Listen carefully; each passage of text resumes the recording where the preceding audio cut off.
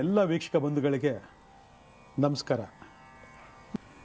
ಬದುಕು ಅಂದಮೇಲೆ ನೂರಾರು ಜಂಜಾಟಗಳು ಇದ್ದದ್ದೇ. ಯಾರಿಗಿಲ್ಲ ಹೇಳಿ? ಭಗವಂತನ್ನೇ ಬಿಡಲಿಲ್ಲ ಈ ಜಂಜಾಟಗಳು, ಭಗವಂತನ್ನೇ ಬಿಡಲಿಲ್ಲ ಕರ್ಮಫಲಗಳು, ಭಗವಂತನೇ ಬಿಡಲಿಲ್ಲ ಸಮಸ್ಯೆಗಳು. ಆ ಭಗವಂತನು ಕೂಡ ಅನುಭವಿಸ್ಕೊಂಡು ಬಂದ. ಆದರೆ ಭಗವಂತನಿಗಿಂತ ದೊಡ್ಡವರ ನಾವು ಹುಲು ಮಾನವರು. ಹುಲು ಮಾನವರಿಗೆ ಸಮಸ್ಯೆಗಳು ಬಂದಾಗ ತಾನೇ ನಾವು ಜಾಗೃತ ಆಗ ಸಾಧ್ಯ. ಇವತ್ತು ಎಷ್ಟೋ ಜನ ಹುಟ್ಟುಬಿಟ್ಟು ನನಗೆ ಅದಾಗಿಲ್ಲ, ಇದಾಗಿಲ್ಲ, ಹಾಗಾಗಬೇಕಾಗಿತ್ತು, ಹೀಗಾಗಬೇಕಾಗಿತ್ತು ಅಂತ ಭಾಳ ಜನ ಹೇಳ್ತಾರೆ. ಕೆಲವರು ನಮ್ಗೆ ಏನೂ ಆಗೋದು ಬೇಡಪ್ಪ, ನೆಮ್ಮದಿ ಒಂದಿದ್ರೆ ಸಾಕು ಅಂತ ಭಾಳ ಜನ ಹೇಳ್ತಾರೆ. ಇದಕ್ಕೆ ಮೀರಿ ನೆಮ್ಮದಿ ಇರೋರಿಗೆ ನೆಮ್ಮದಿ ಕಿತ್ಕೊಳ್ತಕ್ಕಂಥದ್ದು, ನೆಮ್ಮದಿನೇ ಇಲ್ದಿರೋರಿಗೆ ಇನ್ನಷ್ಟು ನರಕವನ್ನು ಕೊಡ್ತಕ್ಕಂಥದ್ದು, ನರಕ ಅನುಭವಿಸ್ತಿರೋರಿಗೆ ರೌರವ ನರಕ ಅನುಭವಿಸ್ತಕ್ಕಂತಹ ಕೆಲವು ವ್ಯತ್ಯಾಸಗಳು ಜೀವನದಲ್ಲಿ ನಡೀತಾ ಹೋಗ್ತಿರ್ತದೆ. ಆದರೆ ಅದಕ್ಕೆ ಕಾರಣಗಳು ತಿಳ್ಕೊಳ್ತಕ್ಕಂಥ ಪ್ರಯತ್ನ ನಮ್ಮಲ್ಲಿ ಯಾರೂ ಮಾಡೋದೇ ಇಲ್ಲ. ಅದನ್ನು ಅನುಭವಿಸ್ಕೊಂಡು ಹೋಗ್ತಕ್ಕಂಥ ತುಂಬ ಜನ ಇತ್ತು. ಅಂದರೆ ಇಂತಹ ಪವಿತ್ರವಾದ ಕಾರ್ಯಕ್ರಮಗಳನ್ನ ನೋಡ್ತಾ ಬದಲಾವಣೆಗೊಳಪಟ್ಟು, ಹೌದು ನಮ್ಮ ಮನೇಲೂ ಇದೇ ಥರ ನಡೀತಾ ಇದೆ, ನೀವು ಹೇಳಿದ್ದೇ ಕರೆಕ್ಟು, ಇವತ್ತು ಬದಲಾವಣೆಗಳನ್ನ ಮಾಡ್ಕೊಳ್ಳೋಣ ಅಂತಕ್ಕಂಥದ್ದು ಎಷ್ಟೋ ಜನ ಮನಸ್ಸು ಮಾಡ್ತಿದ್ದಾರೆ. ಅಂತಂದರೆ ನಾವು ಈ ಕಾರ್ಯಕ್ರಮ ಮಾಡ್ತಿರೋದಕ್ಕೆ ಸಾರ್ಥಕ ಅನ್ನಿಸ್ತದೆ. ಇವತ್ತು ನೆಗೆಟಿವ್ ಎನರ್ಜಿ ಅಂತಕ್ಕಂಥದ್ದು ಇವತ್ತು ವೈಜ್ಞಾನಿಕ ಭಾಷೆಯಲ್ಲಿ, ಇಂಗ್ಲೀಷ್ ಭಾಷೆಯಲ್ಲಿ ನಾವು ಮಾತಾಡ್ಕೊಳ್ತಕ್ಕಂಥ ಒಂದು ವಿಚಾರ. ನೆಗೆಟಿವ್ ಇದ್ದ ಕಡೆ ಪಾಸಿಟಿವ್, ಪಾಸಿಟಿವ್ ಇದ್ದ ಕಡೆ ನೆಗೆಟಿವ್ ಇದ್ದೇ ಇರ್ತದೆ. ಅದು ಇಲ್ಲಿರೋಕ್ಕೆ ಸಾಧ್ಯನೇ ಇಲ್ಲ. ಈ ಪಾಸಿಟಿವ್ನೇ ನಾವು ಪೌರ್ಣಮಿ ಅಂತ ಕರಿತೀವಿ, ನೆಗೆಟಿವ್ನೇ ನಾವು ಅಮಾವಾಸ್ಯೆ ಅಂತ ಕರಿತೀವಿ. ಇವತ್ತು ಅಮಾವಾಸ್ಯೆ ಸಹ ಹುಟ್ಟಿ ಕತ್ತಲು ಅನುಭವಿಸ್ತಕ್ಕಂಥ ಎಷ್ಟು ಜನ ಇದ್ದಾರೆ ಹೇಳಿ ನೋಡೋಣ. ಪೌರ್ಣಮಿಯಲ್ಲಿ ಹುಟ್ಟು ಎಷ್ಟು ಜನ ಬೆಳಕು ಕಾಣ್ತಿಲ್ಲ ಹೇಳಿ ನೋಡೋಣ. ಇದೆಲ್ಲ ಸೃಷ್ಟಿ ನಿಯಮದ ಅಡಿಯಲ್ಲಿ ಬಂತು ಅಂದರೆ ನಾವು ನೀವು ಏನು ಮಾಡೋಕ್ಕಾಗತ್ತೆ ಹೇಳಿ ನೋಡೋಣ. ನಾವೇನು 31ನೇ ತಾರೀಕು ಮಂಗಳವಾರ ಹುಟ್ಟಬೇಕು ಅಂತ ಕೇಳ್ಕೊಂಬಂದಿದ್ದೀವ? ಅದು ಹುಟ್ಟಿಸ್ತಾನೆ ಭಗವಂತ, ಹುಟ್ಟಿಸ್ತಾನೆ. ಎಷ್ಟೋ ಜನ caesarean date, lucky date, lucky ನಕ್ಷತ್ರ, ಲಕ್ಕಿ ನಂಬರ್, ಲಕ್ಕಿ ವಾರ ಎಲ್ಲ ಫಿಕ್ಸ್ ಮಾಡ್ಕೊಂಡಿರ್ತೀರ. ಸರ್ರ ಅಂತ ವಾಟರ್ ಹೊಟ್ಟೋಗ್ತದೆ. ವಾಟ್ರ್ ಹೊಟ್ಟೋಗಿದ ತಕ್ಷಣ ಇಮ್ಮಿಡಿಯೇಟಾಗಿ ಅಲ್ಲಿ ತೆಗಿಲೇಬೇಕು ಮಗುನ. ಮತ್ತು ವಾಟ್ರ್ ಸೇರಿಸಿ ಪೋಸ್ಟ್ಪೋನ್ ಮಾಡೋಕ್ಕಾಗತ್ತಾ? ಮಾಡೋಕ್ಕಾಗತ್ತೆ ಹೇಳಿ ನೋಡೋಣ. ಅಲ್ಲಿಗೆ ವಾಟ್ರನ್ನ ಹೊರಗಡೆ ತೆಗೆಸಿ ಸಿಜೇರಿಯನ್ ಇಂಥ ಡೇಟ್ಗೆ ಮಾಡಬೇಕು ಅಂತ ಡಿಸೈಡ್ ಮಾಡೋದು ಹೇಳಿ ನೋಡೋಣ. ಎಷ್ಟು ಜನಕ್ಕೆ ಅನುಭವ ಆಗಿದೆ ಇದು? ನಿಮ್ಮ ಇಷ್ಟ ಬಂದ ಡೇಟ್ಗೆ ನೀವು ಸಿಜೇರಿಯನ್ ಮಾಡಿಸ್ಕೊಂಡು ಮಗು ಎತ್ಕೊಂಡಿದ್ದೀರಾ ಹೇಳಿ ನೋಡೋಣ. ಎಷ್ಟು ಜನಕ್ಕೆ ವಾಟ್ರ್ ಹೊಟ್ಟೋಗ್ಬಿಟ್ಟು ಮಗು ನಾವು ಅಂದ್ಕೊಂಡಿದ್ದೆ ಡೇಟ್ ಬೇರೆ, ಆಗಿದ್ದೇ ಡೇಟ್ ಬೇರೆ, ನಾವು ಆ ಋಷಿ ನೋಡಿದ್ವಿ, ಈ ನಕ್ಷತ್ರ ನೋಡಿದ್ವಿ, ಆದರೆ ನೋಡಿದ್ರೆ ಹಿಂಗಾಗೋಯ್ತು ಅಂತೇಳಿ ಎಷ್ಟು ಜನ ಒದ್ದಾಡಿದ್ದೀರಿ. ನಮ್ಮ ಗಂಡೇ ಆಗುತ್ತೆ ಅಂದ್ಕೊಂಡಿದ್ವಿ, ನೋಡಿದ್ರೆ ಹೆಣ್ಣಾಗೋಯ್ತು. ಅಯ್ಯೋ ಎಣ್ಣೆ ಆಗುತ್ತೆ ಅಂದ್ಕೊಂಡು ನೋಡೋದು ಗಂಡಾಗೋಯ್ತು. ಎರಡೂ ಆಗಲಿಲ್ಲ, ಇನ್ಯಾವುದೋ ಒಂದು ಆಗೋಯ್ತು. ಇವೆಲ್ಲ ಎಷ್ಟು ಜನ ಅನ್ಕೊಳ್ತೀರಲ್ಲಿ. ಅಲ್ಲಿಗೆ ನಮಗಿಂತ ಮೇಲ್ಮಟ್ಟದಲ್ಲಿ ಇನ್ನೊಂದು ಶಕ್ತಿ ನಮ್ಮನ್ನು ಕಾಯ್ತಿದೆ ಅಂತಕ್ಕಂಥದ್ದು ಅಷ್ಟೇ ಸತ್ಯ ಅಲ್ವಾ? ಇದನ್ನು ಅರ್ಥ ಮಾಡ್ಕೋಬೇಕು ಪ್ರತಿಯೊಬ್ಬರು ಕೂಡ. ಎಲ್ಲರ ಜೀವನವೂ ಅಮಾವಾಸ್ಯೆ ಅಲ್ಲ, ಎಲ್ಲರ ಜೀವನವೂ ಹುಣ್ಣಿಮೆ ಅಲ್ಲ. ಕೆಲವರು ಜೀವನ ಅಮಾವಾಸ್ಯವಾಗಿ ಪ್ರಾರಂಭ ಆಗ್ತದೆ, ಕೆಲವರು ಜೀವನ ಹುಣ್ಣಿಮೆಯಾಗಿ ಪ್ರಾರಂಭ ಆಗ್ತದೆ, ಕೆಲವರು ಜೀವನ ಕತ್ತಲಾಗಿ ಪ್ರಾರಂಭ ಆಗ್ತದೆ, ಕೆಲವರು ಜೀವನ ಬೆಳಕಾಗಿ ಪ್ರಾರಂಭ ಆಗ್ತದೆ. ಈ ಕತ್ತಲು ಮತ್ತು ಬೆಳಕಿನ ನಡುವೆ ಇರತಕ್ಕಂಥದ್ದೇ ಜೀವನ. ಈ ಕತ್ತಲು ಬೆಳಕಿನ ಆಟಗಳೇ ಪಾಸಿಟಿವ್ ಎನರ್ಜಿ, ನೆಗೆಟಿವ್ ಎನರ್ಜಿ. ಈ ಕತ್ತಲು ಬೆಳಕೆ ದೈವಶಕ್ತಿ, ದುಷ್ಟಶಕ್ತಿ. ಅದನ್ನು ನೀವು ಯಾವುದೇ ರೀತಿಯಲ್ಲಿ ವ್ಯಾಖ್ಯಾನಿಸ್ಕೊಳ್ತಾ ಹೋಗಿ ತೊಂದರೆ ಇಲ್ಲ. ಆದರೆ ಪ್ರತಿಯೊಬ್ಬರು ಜೀವನದಲ್ಲೂ ಕೂಡ ಇದು ಅನುಭವ ಆಗೇ ಆಗ್ತದೆ, ಅನುಭವ ಸಾಧ್ಯನೇ ಇಲ್ಲ.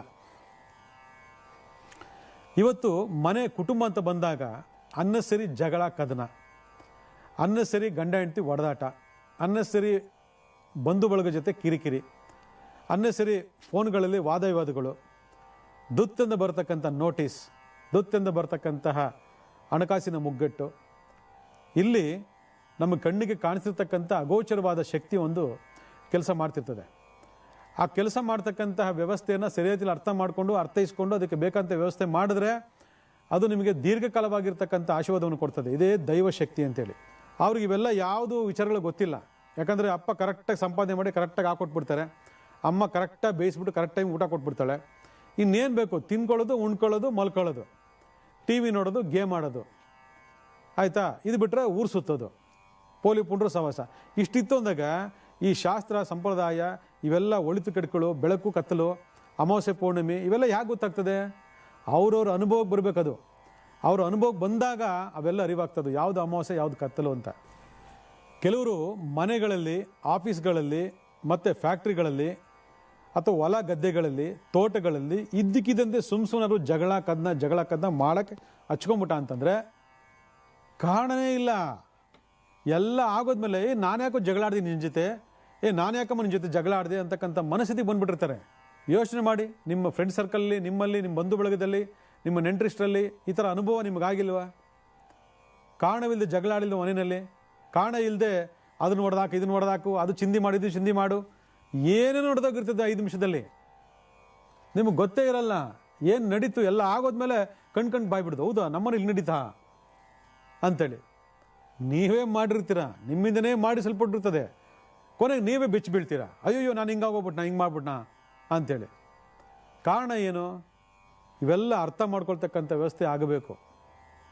ಇವತ್ತೊಂದು ಭೂಮಿ ವಿಚಾರಕ್ಕಾಗಿರಲಿ, ಅಥವಾ ಒಂದು ಮನೆ ವಿಚಾರಕ್ಕಾಗಿರಲಿ, ಅಥವಾ ಒಂದು ಉದ್ಯೋಗ ವಿಚಾರಕ್ಕಾಗಿರಲಿ, ಅಥವಾ ಒಂದು ಯಾವುದನ್ನ ಕಾಂಟ್ರಾಕ್ಟ್ ವಿಚಾರದಲ್ಲಾಗಿರಲಿ, ಎಲ್ಲ ಕಡೆನೂ ತಡೆ ತಡೆ ತಡೆ ಅಡೆ ತಡೆ ಅಂತಂದರೆ ಏನು ಹೇಳ್ಬೇಕು ಇದಕ್ಕೆ?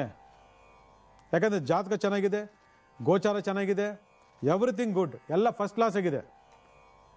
ಅಟ್ಲೀಸ್ಟ್ ಚೆಕ್ ಮಾಡೋಣ ಅಂಥೇಳಿ ಪ್ರಯತ್ನ ಪಟ್ಟರು ಕೂಡ ಅಲ್ಲೇನೂ ನಡೆಯೋಕ್ಕಾಗಲಿಲ್ಲ.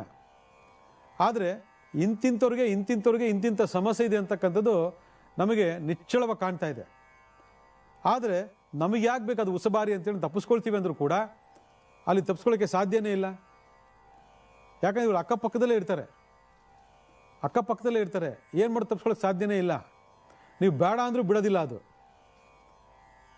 ಈ ರೀತಿ ನಮ್ಮ ಸರೌಂಡಿಂಗನ್ನು ಆವರಿಸ್ಕೊಂಡಿರ್ತಕ್ಕಂತಹ ಒಂದು ಎನರ್ಜಿ, ನೀವು ಅದನ್ನು ಪಾಸಿಟಿವ್ ಎನರ್ಜಿ ಅಂತ ತಗೊಳ್ಳಿ ಅಥವಾ ನೆಗೆಟಿವ್ ಎನರ್ಜಿ ಅಂತ ತಗೊಳ್ಳಿ, ಆದರೆ ಅದು ಕೆಲಸ ಮಾಡ್ತಿರೋ ಮಾತ್ರ ಸತ್ಯ ಆಗುತ್ತಲ್ವ. ಎಲ್ಲ ಆಗೋಗಿದೆ, ಇನ್ನೇನು ಸೇಲ್ ಆಗೋದು, ದುಡ್ಡು ಬಂದ್ಬಿಡ್ಬೇಕು ಅಂತಕ್ಕಂಥ ಲೆಕ್ಕಾಚಾರದಲ್ಲಿ ಇವತ್ತು ಎಷ್ಟೋ ಜನ ಮೋಸ ಹೋಗ್ತಾ ಇರ್ತಾರೆ. ಇನ್ನೇನು ಆಯ್ತು ತಗೊಳ್ಳಿ ನೋಡಿ, ಸೆಕೆಂಡಲ್ಲಿ ಎಲ್ಲ ಆಗೋ ಸೆಟ್ಲ್ಮೆಂಟ್, ಇನ್ನೊಂದು ಸೆಕೆಂಡ್ ಸೆಟ್ಲ್ಮೆಂಟ್ ಆಗೋಗ್ತದೆ ಅಂತ ಹೇಳ್ತಕ್ಕಂಥ ಎಲ್ಲ ಸೆಟ್ಲ್ಮೆಂಟ್ಗಳು ಕೂಡ ಆರಂಭ ಆಗೋದಕ್ಕೆ ಮುಂಚೆ ಮುಗಿಸ್ಕೊಂಡ್ಬಿಟ್ಟಿದ್ದಾವೆ. ಇಲ್ವಾ ನಿಮ್ಮ ಮನೆಯಲ್ಲಿ ಎಷ್ಟು ಜನ ಇದ್ರಲ್ಲಿ ನೋಡೋಣ. ಇವೆಲ್ಲ ತಿಳ್ಕೊಳ್ತಕ್ಕಂಥ ಪ್ರಯತ್ನ ನಿಮ್ಮಲ್ಲಿ ಎಲ್ಲಿವರೆಗೂ ಆಗಲ್ಲ, ಅಲ್ಲಿವರೆಗೂ ಈ ಥರ ನಾವು ಪಾಠ ಮಾಡ್ತಾನೇ ಇರಬೇಕಾಗ್ತದೆ, ಹೇಳ್ತಾನೇ ಇರಬೇಕಾಗತ್ತೆ, ನೀವು ತಿದ್ಕೋತಾನೇ ಇರಬೇಕಾಗ್ತದೆ. ಆದರೆ ಒಂದು ಸರಿ ನಮ್ಮ ಮನೆ, ಮಠ ಅಥವಾ ನಮ್ಮ ಕಚೇರಿ, ನಮ್ಮ ವಾಸಸ್ಥಾನ ಏನಾದರೂ ಒಂದು ನೆಗೆಟಿವ್ ಫೋರ್ಸಿಂದ ಇದೆಯಾ ಅನ್ನೋದ್ರ ಬಗ್ಗೆ ಒಬ್ಬರಾದ ಆಲೋಚನೆ ಮಾಡಿದ್ದೀರಾ? ಒಬ್ಬರು ಆಲೋಚನೆ ಮಾಡಿಲ್ಲ. ಇದನ್ನು ಪ್ರತಿಯೊಬ್ಬರು ತಿಳ್ಕೊಳ್ತಕ್ಕಂಥ ಒಂದು ವ್ಯವಸ್ಥೆ ನಮ್ಮಲ್ಲಿ ಆಗಬೇಕು. ಯಾಕಂದರೆ ನಾವು ಏನನ್ನೇ ಮಾಡಿದ್ರೂ ಕೂಡ ಒಂದು ಕ್ಷುಲ್ಲಕ ಕಾರಣಕ್ಕೆ ಅದು ಫೇಲ್ಯೂರ್ ಆಗ್ತಾ ಇದೆ ಅಂತಂದರೆ ಅಲ್ಲಿ ಏನೋ ಇದೆ ಅಂತ ಅರ್ಥ. ಕೆಲವು ಟೈಮಲ್ಲಿ ದೊಡ್ಡ ಬೆಟ್ಟದಂಥ ಕೆಲಸ ಹಂಗೋಗಿ ಹಿಂಗೆ ಈಸಿಯಾಗಿ ಮಾಡ್ಕೊಂಬಂದ್ಬಿಟ್ಟಿರ್ತಾರೆ. ಇಷ್ಟು ಬೇಗ ಇಂಥ ಕೆಲಸ ಮಾಡ್ಕೊಂಬಂದು ಆಶ್ಚರ್ಯ ಅವರಿಗೆ.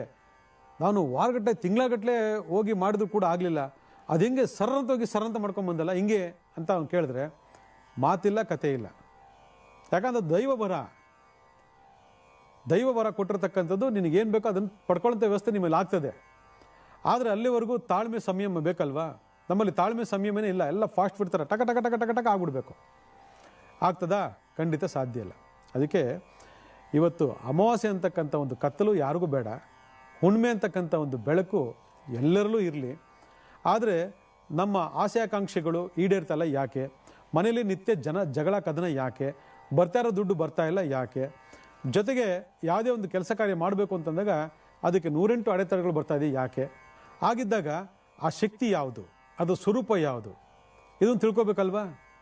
ಇವತ್ತು ನಾವೇನಾದರೂ ದೆವ್ವ ಇದೆ, ಭೂತ ಇದೆ ಅಂದರೆ ಕೆಲವು ಓದ್ಕೊಂಬಂದಿರೋ ವಿಜ್ಞಾನಿಗಳು, ವೇದಾಂತಿಗಳು ಎಲ್ಲ ಸುಳ್ಳು ಬುರುಡೆ ಬಿಡ್ತಾರೆ.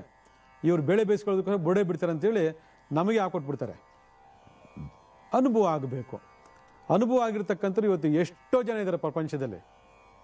ರಾತ್ರಿ ಮಲಗಿದಾಗ ಯಾರೋ ಬಂದು ಕುತ್ತಿಗೆ ಎಸ್ಕಿದ್ರು, ರಾತ್ರಿ ಮಲಗಿದಾಗ ಎಲ್ಲ ಹಿಡ್ಕೊಂಡ್ಬಿಟ್ಟಿದ್ರು, ನನಗೆ ಕಿರಿಸ್ತಾ ಇದ್ದೀನಿ, ಬಾಯಿಂದ ಕಿರಿಸ್ತಾ ಇದ್ದೀನಿ, ಆದರೂ ಕೂಡ ನಾನು ವಾಯ್ಸ್ ಹೊರಗಡೆ ಬರ್ತಿಲ್ಲ, ನಾನು ಮಾತ್ರ ನಿಮ್ಗೆ ಯಾರು ಕೇಳಿಸ್ತಾ ಇಲ್ಲ. ಆದರೆ ಈ ನೆಗೆಟಿವ್ ಎನರ್ಜಿ ಅಂತಕ್ಕಂಥ ಒಂದು ಫೋರ್ಸ್ ಅಂತಕ್ಕಂಥ ಏನಿದೆ, ಇದಕ್ಕೆ ಯಾವುದೇ ಜಾತಿ ಮತ ಭೇದ ಇಲ್ಲದೆ ಇದು ನಿಮಗೆ ಡೈರೆಕ್ಟಾಗಿ ಕಾಣಿಸೋಕೆ ಶುರು ಆಗ್ತದೆ, ಅನುಭವಪೂರ್ವಕವಾಗಿ ಕಾಣಿಸೋಕೆ ಶುರು ಆಗ್ತದೆ. ಅದಕ್ಕೆ ಎಷ್ಟೊಂದು ನಿದರ್ಶನಗಳು ನಮ್ಮಲ್ಲಿ ಸಮಾಜದಲ್ಲಿ ಇದ್ದಾವೆ. ನೀವು ಅದನ್ನು ತೆಗೆದು ನೋಡಿದ್ರೆ ನಿಮ್ಗೆ ಗೊತ್ತಾಗ್ತದೆ, ಹೌದು ಕರೆಕ್ಟ್, ಹೇಳ್ತಿರೋದು ಕರೆಕ್ಟು ಅಂತೇಳಿ. ಆದರೆ ಇವತ್ತು ಈ ಸಂದರ್ಭದಲ್ಲಿ ಇವತ್ತು ಒಂದು ಪ್ರಾಬ್ಲಮ್ಸ್ನ ನಾವು ಸಾಲ್ವ್ ಮಾಡ್ಕೊಳ್ಬೇಕು ಅಂತಿದ್ದಾಗ ಅದಕ್ಕೊಂದು ದುಷ್ಟಶಕ್ತಿ ಕಾರಣ ಆಗಿದೆ ಅಂತಂದರೆ ಯಾಕೆ ತಿಳ್ಕೊಳ್ಳೋದು? ಅದನ್ನು ಇನ್ ಕೇಸ್ ಇದೆ, ಇವತ್ತು ಭಾಳ ಜನ ಹೇಳ್ತಾರೆ, ಇಲ್ಲ ನಮ್ಮ ಮನೆಯಲ್ಲಿ ನೀವು ಹೇಳ್ದಂಗೆ ಬಂದು ಕತ್ತಿಸ್ಕೋದು, ಅದುಮೋದು, ಬಟ್ಟೆ ಬಂದು ಇಳಿಯೋದು, ಅಥವಾ ಹಿಂಗೆ ಬಂದು ಹಿಂಗೆ ತಟ್ಟೋದು, ಇವೆಲ್ಲ ಅನುಭವಗಳಾಗ್ತಾ ಇತ್ತು, ಇತ್ತೀಚೆಗಿಲ್ಲ. ಅಥವಾ ಯಾವುದೋ ಒಂದು ಟೈಮ್ ಸಡನ್ನಾಗಿ ಬಂದುಬಿಟ್ಟು ನಾವು ಲಾಸ್ಟ್ ಹೇಳಿದ್ದಲ್ವಾ ಅದೇ ಥರ ಇದೆ ಮೇಡಮ್, ಅದೇ ಸಿಂಟಮ್ಸು, ಅದೇ ಸೂಚನೆ ಅಂತ ಹೇಳ್ತಕ್ಕಂಥದ್ದು. ಕೆಲವರಿಗೆಲ್ಲ ಶೂ ಚಪ್ಪಲಿ ಎಲ್ಲ ಹಾಕೊಂಡಿರ್ತಾರೆ, ಆದರೆ ಅವೆಲ್ಲ ಹಾಕೊಂಡ್ರೂ ಕೂಡ ಅದನ್ನು ಬದಲಾವಣೆಗೆ ಒಳಪಡ್ತದೆ ಅಂತಕ್ಕಂಥ ಬಗ್ಗೆ ಯಾರಿಗೂ ಅರಿವೇ ಇಲ್ಲ. ಎಷ್ಟು ದಿವಸ ಯೂಸ್ ಮಾಡ್ತೀರಿ ಅದ್ರ ಮೇಲೆ ಡಿಪೆಂಡ್ ಆಗ್ತದೆ. ಆದರೆ ಇಲ್ಲಿ ವ್ಯವಸ್ಥೆ ಏನಿದೆ ಅಂತಂದರೆ, ಇವತ್ತು ನಾನು ಏನನ್ನೇ ಉಪಯೋಗ ಮಾಡಬೇಕಂದ್ರೂ ಕೂಡ ನನಗೆ ಅನುಭವ ಆಗಬೇಕು. ಅನುಭವ ಆಗದೆ ಏನೂ ಪ್ರಯೋಜನ ಇಲ್ಲ. ಈ ಥರ ಅನುಭವ ಆಗ್ತಕ್ಕಂಥ ವ್ಯವಸ್ಥೆ ನಮ್ಮಲ್ಲಿ ಎಷ್ಟೋ ಇದ್ರೂ ಕೂಡ ವಿವೇಕ ಇಲ್ಲ. ನಡವಳಿಕೆಯಿಂದ ವಿವೇಕ ಉತ್ಪತ್ತಿ ಆಗುತ್ತಂತೆ, ಸಂಸ್ಕಾರದಿಂದ ಧರ್ಮ ಉತ್ಪತ್ತಿ ಆಗ್ತದಂತೆ. ಎರಡೂ ಇಲ್ದವ್ರಿಗೆ ನಾನು ನಂಬಲ್ಲ ಅಂತೇಳಿ ಇವತ್ತು ಎಷ್ಟೋ ಮನೆಗಳಲ್ಲಿ ಈ ದುಷ್ಟಶಕ್ತಿ ನೆಗೆಟಿವ್ ಎನರ್ಜಿಯಿಂದ ಹಲವಾರು ಸಮಸ್ಯೆ ತಂದುಟ್ಕೊಂಡಿರ್ತಾರೆ. ಒಂದು ಸ್ವಲ್ಪ ಹೊತ್ತು ಕಿತ್ತಾಡ್ಬಿಡ್ತಾರೆ, ಹಾಗೆ ಸೈಲೆಂಟ್ ಆಗಿಬಿಡ್ತಾರೆ. ಒಂದು ಸ್ವಲ್ಪ ಜಗಳ ಆಡ್ತಾರೆ, ಹಾಗೆ ಚೆನ್ನಾಗಾಗ್ಬಿಡ್ತಾರೆ. ರಾತ್ರಿ ಕಿತ್ತಾಡಿದ್ರೆ ಬೆಳಗ್ಗೆ ಚೇಂಜ್ ಆಗಿಬಿಟ್ಟಿರ್ತಾರೆ. ಅಥವಾ ಯಾವುದೋ ಮೂಮೆಂಟಲ್ಲಿ ಸಿಕ್ಕಾಬಿಟ್ಟೆ ಹೊಡೆದಾಡ್ಬಿಟ್ಟಿರ್ತಾರೆ, ಇನ್ನು ಸ್ವಲ್ಪ ಹೊತ್ತಲ್ಲಿ ಹಾಯ್ ಅಂದ್ಕೊಂಡು ಸುಮ್ಮನೆ ಇರ್ತಾರೆ. ಇವೆಲ್ಲ ಯಾಕೆ ನಡೀಕ್ಕೆ ಸಾಧ್ಯ? ಯಾವುದೋ ಒಂದು ಶಕ್ತಿ ನಿಮ್ಮ ಮನೆಯನ್ನು ಅಲುಗಾಡಿಸ್ತಿದೆ. ಅದು ರೂಪನೂ ಗೊತ್ತಿಲ್ಲ, ಅದರ ಆಕಾರನೂ ಗೊತ್ತಿಲ್ಲ, ಏನೂ ಗೊತ್ತಿಲ್ಲ. ಈಗ ನಮ್ಮ ಭಾಷೆಯಲ್ಲಿ ಹೇಳ್ಬೇಕು ಕೂಡ ಅದೊಂದು ನೆಗೆಟಿವ್ ಎನರ್ಜಿ ಉತ್ಪತ್ತಿ ಯಾಕಾಯಿತು, ಹೇಗಾಯಿತು, ಮತ್ತು ಹಿಂದಿನ ತೆಗಿಬೇಕು ಅದನ್ನೆಲ್ಲ, ಎಲ್ಲಿತ್ತಿದೋ, ಎಲ್ಲಿಂದ ಶುರು ಆಗಿದೆ, ಆ ಮನೆ ಹಿಸ್ಟ್ರಿ ಏನು, ಆ ಮನೆ ಕಥೆಗಳೇನು, ಇವೆಲ್ಲ ಮತ್ತೆ ರಿಪೀಟ್ ಮಾಡಬೇಕು. ಅವೆಲ್ಲ ಆಗೋ ಮಾತುಗಳ.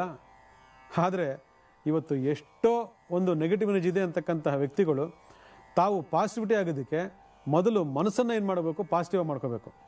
ಇದು ಫಸ್ಟ್ ಕೇಳಿಸ್ಕೊಳ್ಳಿ.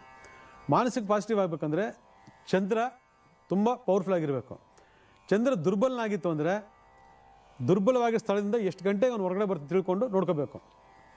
ಯಾವುದನ್ನು ತಿಳ್ಕೊಳ್ದೆ, ಯಾವುದೂ ಮಾಡ್ಕೊಳ್ದೆ, ಅದು ಸರಿ ಇಲ್ಲ, ಇದು ಸರಿ ಇಲ್ಲ ಅಂಥೇಳಿ ಕೊರಗ್ತಾ ಇರ್ತಕ್ಕಂಥ ವ್ಯವಸ್ಥೆ ನಮ್ಮಲ್ಲಿತ್ತು ಅಂದರೆ ಯಾವ ದೇವ್ರು ಬಂದು ಕಾಪಾಡ್ತೀನಿ ಹೇಳಿ ನೋಡೋಣ. ಅದರಿಂದ ಈ ದುಷ್ಟಶಕ್ತಿ ಇನ್ ಕೇಸ್ ನೆಗೆಟಿವ್ ಎನರ್ಜಿ ಅದು ಯಾವುದೇ ರೀತಿ ರೂಪದಲ್ಲಿರಲಿ, ಅದು ಯಾವುದೇ ರೂಪದಲ್ಲಿರಲಿ, ಒಂದು ತಂತ್ರ ಹೇಳ್ಕೊಡ್ತೀನಿ, ಆ ತಂತ್ರ ಮಾಡಿಬಿಡಿ ಮನೆ ಮುಂದೆ, ನಿಮ್ಮೆಲ್ಲ ಪ್ರಾಬ್ಲಮ್ ಸಾಲ್ವ್ ಆಗ್ತದೆ.